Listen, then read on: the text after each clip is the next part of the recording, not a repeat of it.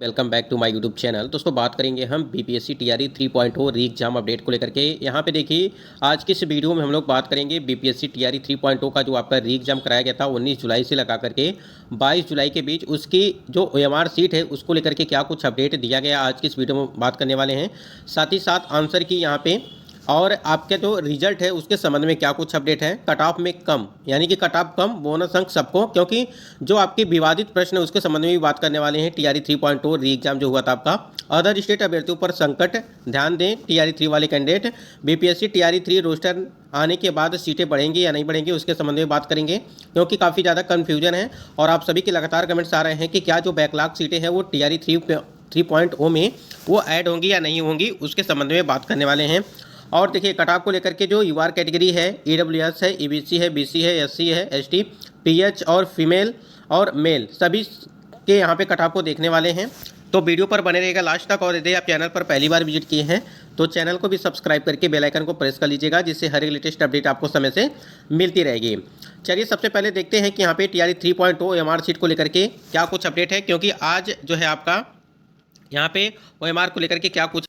देखिए यहाँ पे एक अपडेट आपकी आई थी कि टीआरई 3 रिजल्ट में अब 1 महीने की देरी होगी। आपको पता होगा जो 65% वाला आरक्षण वाला मामला था, ध्यान दीजिएगा, जो 65% आरक्षण मामला था उसको अब 50% आरक्षण कर दिया गया है, जिसकी वजह से यहाँ पे ये रिजल्ट जो आपका है वो डिले होता चला जा रहा है। यानी कि टीआरई 3.0 का जो रिजल्ट है वो डिले हो रहा है सिर्फ इसी की वजह से।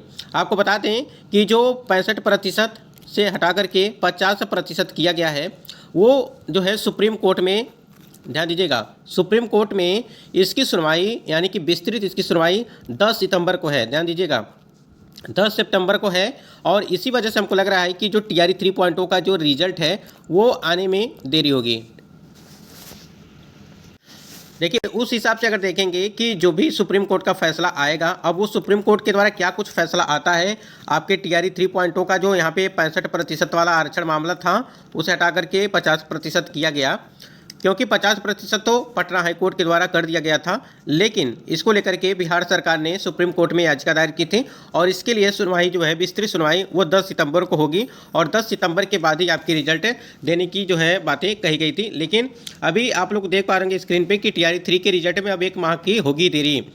और देखिए यहाँ पे जो आपका तांती ततवा जाति को जो ईबीसी में शामिल करने का जो मामला आया था उसको लेकर के और उस वजह से भी यहाँ पे रिजल्ट में देरी होने की जो है संभावनाएं बनी हैं। प्राइमरी से लेकर के उच्च माध्यमिक का रिजल्ट अब सितंबर अंत में संभव है, यानी कि सितंबर के लास्ट में, क्योंकि 10 सितंबर को तो आपकी सुप्रीम कोर्ट के द्वारा जो फैसला दिया जाएगा उसका इंतजार है, लेकिन 10 सितंबर के बाद आपका जो रिजल्ट है उसको भी यहाँ पे देने की बात कही जा रही है। अब देखना ये है कि वो कितना जो है जल्द रिजल्ट देते हैं। लेकिन यहाँ पे अगर आंसर की को लेकर के बात करें कि आपकी आंसर की आप स्क्रीन पे देख पा रहे हैं कि टीआरई 4 के विज्ञापन में भी होगी देरी। जाहिर सी बात है अगर टीआरई 3.0 कंप्लीट नहीं होता है तो कहीं ना कहीं आपकी टीआरई 4.0 का जो एग्ज़ाम है, आज आपका 24 तारीख है, आज ही आपकी टीआरई 4.0 का एग्ज़ाम तिथियाँ वो निर्धारित की गई थी, लेकिन अब पूरे 1 महीने तक आपका टीआरई 3.0 का यहाँ पे रिजल्ट नहीं दिया जाएगा और सितंबर महीने में आपका रिजल्ट देने की बात कही गई है। अगर यहाँ पे टीआरई 3.0 का पूरी तरह से सारे चीज़ क्लियर हो गए होते हैं, आंसर की, रिजल्ट, ओएमआर सीट सभी जो है आगे होते, तो कहीं ना कहीं टीआरई 4.0 का विज्ञापन जो है आपको देखने को। और इसमें क्या है कि जो यहाँ देखिए आंसर की अगर बात करें टीआरई 3 की, आंसर की सिर्फ आयोग जो पहले करेगा जारी। टीआरई 3 और एचएम हेड टीचर का आंसर की 25 अगस्त से कभी भी जारी हो सकता है, ठीक है। यानी कि आज 24 तारीख है तो इसका मतलब ये कि 25 तारीख से आपका हेडमास्टर और हेड टीचर का जो आपका आंसर की है उसका, यानी कि फाइनल आंसर की अगर बात करें यहाँ पे हेड टीचर और हेड मास्टर का, उसमें दिया जाएगा, ठीक है। यानी कि फाइनल आंसर की आने वाला है, क्योंकि हेड मास्टर और हेड टीचर का जो आपका आंसर की था प्रोविजनल वो जारी कर दिया गया था, फाइनल आंसर की यहाँ पे आना बाकी है। बाकी यहाँ पे आपका टीआरई 3 का जो आंसर की है वो 25 तारीख से कभी भी यहाँ पे जारी किया जा सकता है। टीआरई 3 वाले ध्यान देंगे, यहाँ पे एक लेटर जारी किया गया था आपका कार्यालय जिला शिक्षा पदाधिकारी सारण से एक लेटर जारी किया गया था और इसमें ये जो आपका टीआरई 1 और टीआरई 2 देखिए यहाँ पे 27/2023 ये यहाँ पे चीज़ें मेंशन की गई हैं जो आपकी भर्ती प्रक्रिया करवाई गई थी और इसमें बताया गया कि योगदान किया गया है, जो भी कैंडिडेट योगदान किए हैं सूची में अंकित विद्यालय अध्यापकों द्वारा उपस्थापित शैक्षणिक शैक्षणिक प्रमाण पत्रों के अवलोकन से स्पष्ट है कि इनकी योग्यता विद्यालय अध्यापक हेतु समुचित नहीं है। ध्यान दीजिएगा, अगर आप देखेंगे यहाँ पे पूरे एक क्रमांक संख्या 1 से लगा करके लगभग 40 से 41 कैंडिडेट ऐसे हैं जो यहाँ पे उत्तर प्रदेश के हैं। देखिए यहाँ पे ये सारा जो मामला है ये उत्तर प्रदेश का है। और इसमें ध्यान क्या देना है आपको, जो TRE 3.0 वाले कैंडिडेट हैं उनको ध्यान ये देना है कि अगर आपके भी सीटेट के नंबर को लेकर के या स्टेट के नंबर को लेकर के या डॉक्यूमेंट को लेकर के कोई भी त्रुटियाँ हैं तो उसको जो है सुधार करवा लीजिए। जैसे मान लीजिए अगर यहाँ पे अदर स्टेट के आप कैंडिडेट हैं तो आपके सीटेट में 90 मार्क्स आपके होने चाहिए, चाहे वो मेल हो चाहे वो फीमेल हो। अगर आप यह स्टेट है, मतलब कि यह स्टेट के कैंडिडेट हैं और आप अदर स्टेट वाले हैं तो यह स्टेट में आपका 75 मार्क्स होने चाहिए, चाहे आप मेल हो चाहे आप फीमेल हो। ठीक है, इन दोनों के लिए हम यहाँ पे बता दिए कि सीटेट में आपके 90 नंबर होने चाहिए और यह स्टेट में आपके जो है 75 यानी कि 75 अंक होने चाहिए। आपको अगर यहाँ पे TRE 3 में नौकरी लेनी है तो आपका इतना होना चाहिए आपके सीटेट में, साथ ही साथ यह स्टेट में। ठीक है, ये तो चीज़ें क्लियर हो गई। और ये पूरा जो मामला आप देख पा रहेंगे, ये जो आप देख रहे हैं ये पूरा सीटेट को लेकर के और यह स्टेट वाला मामला है। और ये पूरा जो अदर स्टेट के कैंडिडेट हैं और जो खासकर जो महिला कैंडिडेट है, ध्यान दीजिएगा, जो महिला कैंडिडेट हैं इनको 55% जो है यहाँ पे नोटिफिकेशन में मेंशन किया गया है कि आपके 55% अंक जो है चाहिए। तो 55% यहाँ पे सिर्फ अदर स्टेट की कैंडिडेट के लिए नहीं है, यहाँ पे 60% अंक जो है यानी कि 90 मार्क्स जो है अदर स्टेट के लिए है, जबकि ये 55% अंक जो है चाहिए। इनका मतलब ये हो गया कि 82.5 या 83 मान के चलिए इसको, 82 या 83 अंक सिर्फ जो सामान्य वर्ग की जो बिहार की कैंडिडेट हैं यानी कि महिला कैंडिडेट हैं उनके लिए सिर्फ 55% चाहिए। ठीक है, ये यहाँ पे था और इसी में काफ़ी ज़्यादा कन्फ्यूजन हुआ, जिस वजह से यहाँ पे आज ये जो कैंडिडेट आप देख पा रहेंगे सभी कैंडिडेट के लिए यहाँ पे देखिए ये पूरा कैंडिडेट जो हैं, जो भी महिला कैंडिडेट आप देख पा रहेंगे ये सभी उसी के शिकार बने हुए हैं। और स्क्रीन पे आप देख पा रहेंगे कि 16 फरवरी 2024 को एक लेटर जारी किया गया था सीटेट को लेकर के, नंबर को लेकर के। आप स्क्रीन पे देख पा रहेंगे कि ये TRE 2.0 से भर्ती से जुड़ा हुआ है। और देखिए यहाँ पे जो भी कैंडिडेट हैं ये सिर्फ सारा जो है यहाँ पे महिला कैंडिडेट हैं, इसमें कहीं कहीं जो है पुरुष कैंडिडेट में हैं। लेकिन यहाँ पे जो भी यहाँ पे कमियाँ देखी गई हैं, जैसे सीटेट को लेकर के यहाँ पे है, फिर एयर स्टेट को लेकर के है, फिर स्नातक यानी ग्रेजुएशन को लेकर के हैं, तमाम तरह के विषय विसंगतियाँ यानी कि सब्जेक्ट कॉम्बिनेशन को लेकर के गलतियाँ दी गई हैं।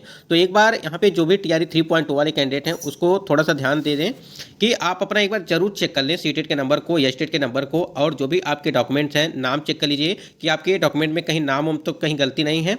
और अगर नाम में कोई कहीं पे गलती है तो आप उसे एफिडेविट बनवा करके जो है आप अपने पास से रखिए, क्योंकि जब काउंसलिंग कराई जाएगी, डॉक्यूमेंट वेरिफिकेशन होगा तो वहाँ पे ज़रूरत पड़ेगा। और सबसे ज़रूरत है कि मोबाइल नंबर और जो आपका आधार कार्ड है वो लिंक होना चाहिए, जिससे आपको OTP वहाँ पे मिल सके। ठीक है, ये सारी चीज़ें आप स्क्रीन पे नीचे देख पा रहेंगे कि जो सब्जेक्ट कॉम्बिनेशन वाला मामला था यहाँ पे देखिए सभी विषय विसंगतियाँ यहाँ पे दी गई, यानी कि सब्जेक्ट कॉम्बिनेशन के लिए जिस कैंडिडेट का यहाँ पे गलत था इनको यहाँ पे बाहर का रास्ता देखना पड़ रहा है। तो इस वजह से चाहे आपका 6 to 8 का सब्जेक्ट कॉम्बिनेशन हो या 9 to 10 का हो या 11 to 12 का हो, क्योंकि यहाँ पे सबसे ज़्यादा यहाँ पे 6 to 8 का मामला देखने को मिलता है। और एक चीज़ यहाँ पे है कि बहुत सारे कैंडिडेट ऐसे होते हैं जो सीटेट पास किए रहते हैं मैथ और साइंस से, ठीक है, लेकिन वो SST से जो है पास तो यहाँ पे किए रहते हैं मैथ और साइंस से, लेकिन ये जब फॉर्म अप्लाई करते हैं तो SST यहाँ पे जो है चूज किए रहते हैं सब्जेक्ट। ठीक है, और इस वजह से बताइए कि अब जब आपने मैथ और साइंस से के टीचर आप बनना चाहते हैं फिर SST का क्या काम है वहाँ पे। ठीक है, तो इस प्रकार से चीज़ें, कई सारी चीज़ें जो है देखने को मिली थी।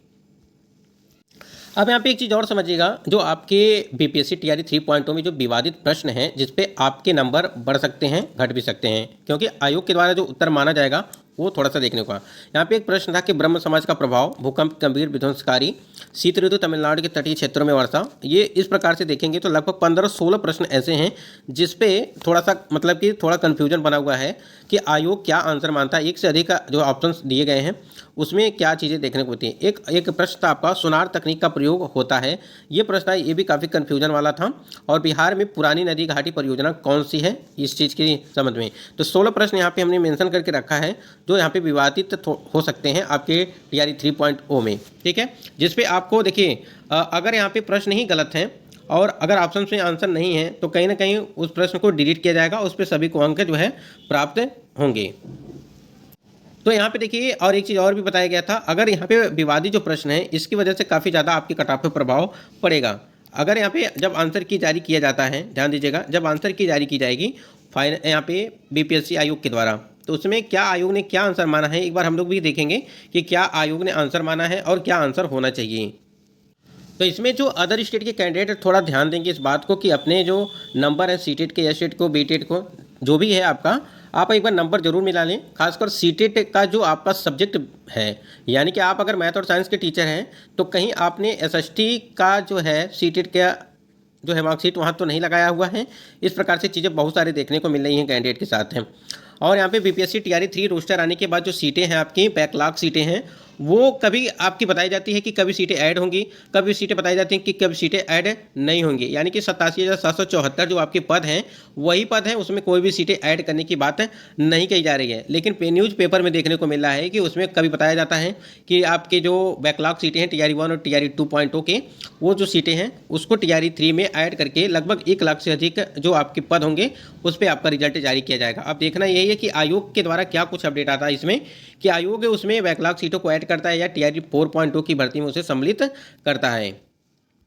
अब यहाँ पे देखिए बीपीएससी टीआरई 3.0 का जो ओएमआर सीट था उसमें कई सारी चीज़ें गड़बड़ी देखने को मिला है या मिसप्रिंट देखने को मिला है। जो भी चीज़ें हैं उसको क्रॉस चेक किया जा रहा है। और देखिए जो आंसर की बात करें, अगर ओएमआर सीट और आंसर की 25 को आपको देने की बात कही गई है, यानी कि 25 के बाद कभी भी आपकी आंसर की ओएमआर सीट जो वो जारी कर दी जाएगी और सितंबर के लास्ट तक आपका रिजल्ट देने की बात कही गई है। इस प्रकार से चीज़ें अगर देखेंगे आप टीआरई 1 और टीआरई 2.0 में, तो आपके आंसर की जिस दिन परीक्षा रहता था उसी दिन आपके आंसर की भी जारी कर दिए जाते थे। लेकिन इस बार पूरे 1 महीने से ऊपर होने वाले हैं और आपके जो है आंसर की भी नहीं दिया गया।